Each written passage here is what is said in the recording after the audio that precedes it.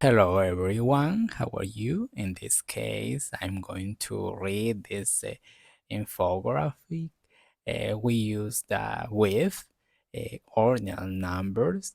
The first, for example, the second, the third, uh, countries or places where the name refers to a group of islands or states, the UK, the United States, the United Arab Emirates, the Middle East, countries that have plural names, the Philippines, the Netherlands, superlatives, the best, the strongest, the most beautiful, decades, the 70s, the 80s, the 90s, when there is only one in the world.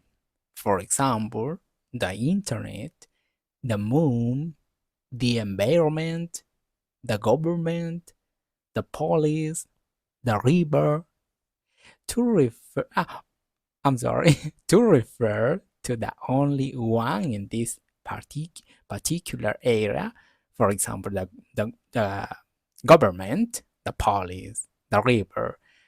Well, adjectives to refer to a whole group of people, the French, the elderly, the poor, names of geographical areas, the Alps, the Arctic, the Nile, musical instrument, the piano, the violin, the guitar.